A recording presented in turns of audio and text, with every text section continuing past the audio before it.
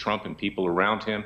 And I think that they're afraid, Bill, as I've said before, because if they start delving into what these intelligence agencies have done, the complete illegality, and the fact that they're above the law and think they're more powerful than the President of the United States, their lives could be destroyed with information that's been dug up on them. And I think that's the reason why they don't want to get into it. They're not representing us. They're representing their own professional and personal lives. It's interesting. Are there, just really quickly before we move on, is there anyone in Congress, is there any congressional interest in terms of pursuing this?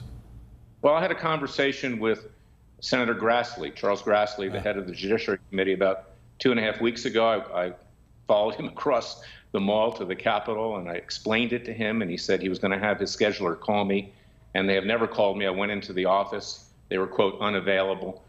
Grassley's a lot of talk, but no action, and that's pretty much true what's on Capitol Hill. That's why their approval rating is at 9% right now and can't pass any legislation.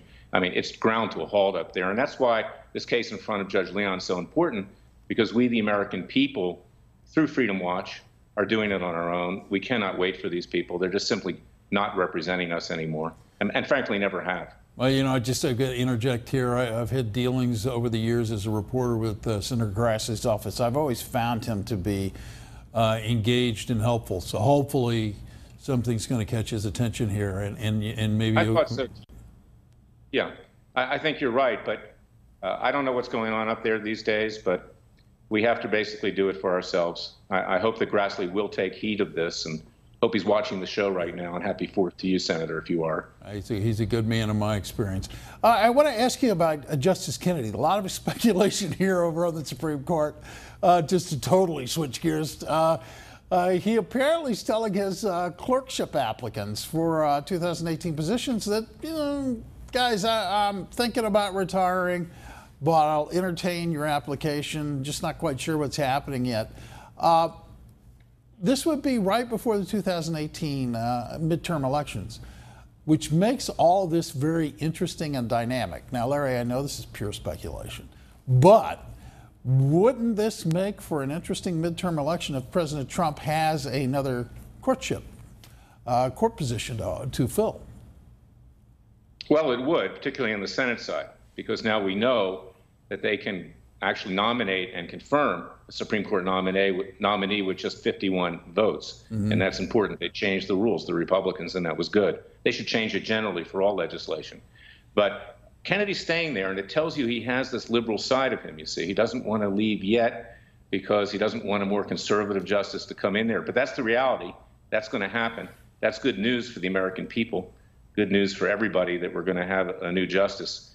And I like Kennedy. He believes in the little guy, but sometimes he goes off the reservation and supports the left. So at least for conservatives, a new Supreme Court justice, if he retires, would be a really great thing, and I believe a great thing for the country. I got to ask you about another story entirely different, which has to do with the CNN retraction of the Russian story that they pulled off the web. Never made TV, but they pulled it off the web and off social. You have personal experience with one of the editors that was asked to resign, if you will. Why don't you tell us about that? Well, it's interesting. We talked about Dennis Montgomery at the outset of this show, and it was Eric Lichtblau who worked with another reporter, James Risen, who wrote a smear piece on Dennis Montgomery. I believe they were put up to do that by the intelligence agencies. They said that Dennis had concocted one of the biggest hoaxes in American history. In fact, Dennis did not. Everything he said is proven to be true. But that's another example of the dishonesty of left-wing media. Both of these reporters were working for the New York Times. They wrote a book, Pay Any Price. They trashed Dennis Montgomery. The way these intelligence reporters, national security reporters, get information is through sources at the agencies. So they have to give favors to get something back with these sources. And that's what I believe Lichtblau and Risen did in trying to smear Dennis Montgomery. Lichtblau, it's a shame. At one time, he was a Pulitzer Prize-winning author. I think his hatred towards Trump overtook his intellectual ability and his common sense, and he basically has destroyed his career. And frankly, at this point, he deserves that because he tried to destroy Montgomery. We have a lawsuit against both Risen and the publisher of the book, Pay Any Price. It's currently up on appeal. But Dennis clearly is a person more important than Edward Snowden. It's important, as you said, Bill, that people listen to him, let them decide for themselves what he brought forth. But that's not happened so far. And James Comey buried the investigation at the FBI, I think, because the FBI has been doing illegal surveillance as well. That's been proven in the last month with revelations in the media and other disclosures from the Foreign Intelligence Surveillance Court. Well, you know, it's amazing. I mean, one of the more eye-opening things I've seen this year has been learning of the fact that the FISA court reprimanded the Obama administration and told them, in fact, they weren't even living up to their own rules. But that's for another date and another conversation. Thank you, Larry. Have a great 4th. Thanks.